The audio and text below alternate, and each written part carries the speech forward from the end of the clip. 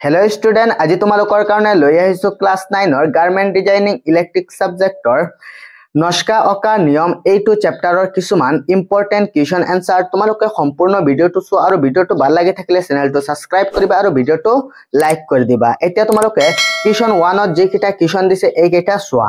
Question 1 ত দিছে সূত্ৰ লিখা চিত্ৰ অকা, ক দিছে বিন্দু, খ দিছে ৰেখা, গ দিছে বক্ৰৰেখা আৰু সৰল ৰেখা, ঘ দিছে বৰ্গক্ষেত্ৰ, ও দিছে আয়তক্ষেত্ৰ, প্ৰথমাংশ দিছে ত্ৰিভুজ, দ্বিতীয়াংশ দিছে বৃত্ত, বৰ্গাকাৰ দিছে জিয়া আৰু নিয় দিছে পৰিধি।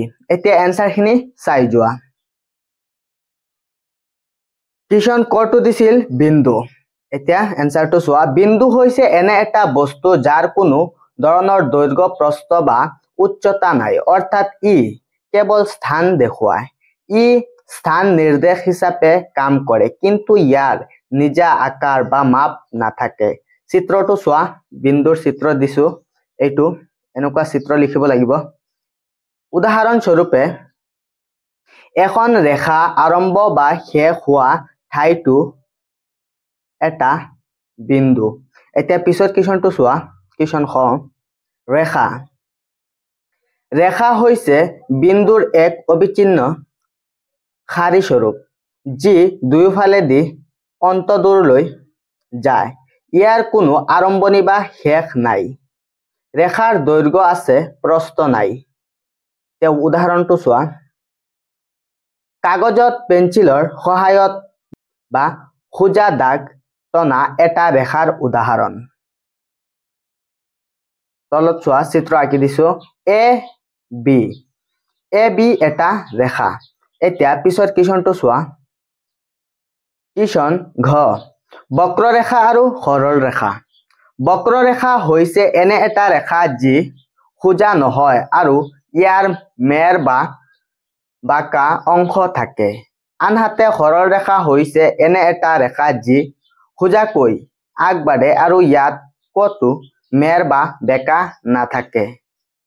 পিছত কুৱেশ্যনটো চোৱা। কুৱেশ্যন গ, বৰ্গক্ষেত্ৰ। বৰ্গক্ষেত্ৰ হৈছে এটা চতুৰ্ভুজ যাৰ চাৰিটা বাহু সমান দীঘল আৰু চাৰিটা কোণ 90 ডিগ্ৰী। উদাহৰণটো চোৱা। উদাহৰণ, কাগজৰ সমান দীঘল চাৰিকোণীয়া টুকুৰা। চিত্ৰটো চোৱা, চিত্ৰ লিখি দিছো। পিছৰটো চোৱা। কুৱেশ্যন ঙ, আয়তক্ষেত্ৰ। আয়তক্ষেত্ৰ হৈছে এটা চতুৰ্ভুজ যাৰ বিপৰীত বাহু সমান আৰু সমান্তৰাল আৰু চাৰিটা কোণ 90 ডিগ্ৰী হয়। উদাহৰণ, কিতাপৰ পৃষ্ঠা। চোৱা, চিত্ৰ আঁকি দিছো। এ বি চি ডি, বিপৰীত বাহু সমান। এ বি সমান সমান চি ডি আৰু চি এ চি সমান সমান বি ডি। এতিয়া পিছৰ কুৱেশ্যনটো চোৱা। কুৱেশ্যন প্ৰথমাংশ ত্ৰিভুজ। ত্ৰিভুজ হৈছে এটা বন্ধ আকাৰ যাৰ তিনিটা বাহু, তিনিটা কোণ আৰু তিনিটা শিৰ থাকে। উদাহৰণ, এ বি চি এটা ত্ৰিভুজ। পিছৰ কুৱেশ্যনটো চোৱা। কুৱেশ্যন দ্বিতীয়াংশ, বৃত্ত। বৃত্ত হৈছে এটা সমতলত থকা সকলো বিন্দুৰ সমষ্টি যি এটা স্থিৰ বিন্দুৰ পৰা সমান দূৰত্বত থাকে। উদাহৰণ, ৰসগোল্লা। চিত্ৰটো দিছো, এ এটা চিত্ৰ, চিত্ৰটো লিখিব লাগিব। পিছৰটো চোৱা। বৰ্গাকাৰ জিয়া। জিয়া হৈছে বৃত্তৰ ভিতৰত থকা এনে এখন সোজা ৰেখা যি বৃত্তৰ দুটা বিন্দুক সংযোগ কৰে। এতিয়া চোৱা। চি এটা বৃত্ত। A B C বৃত্তটোৰ Zia. C বৃত্তৰ A B জিয়া। এনেকুৱা উদাহৰণ দি চিত্ৰ লিখিব লাগিব। পৰিধি। পিছৰটো আছে পৰিধি।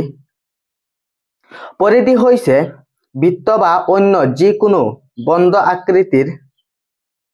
আকৃতিৰ বাহিৰৰ সীমা। উদাহৰণ, এ বৃত্তৰ বাহিৰৰ সীমা।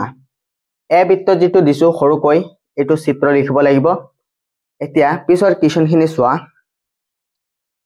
পিছৰ কুৱেশ্যন যিটো আছে, কুৱেশ্যন 2, বিভিন্ন ফুল পাতৰ ছবি আঁকি চাৰ্ট প্ৰস্তুত কৰা এইবিলাক ইমান ইম্পৰ্টেন্ট নহয়, এইবিলাক নাহে।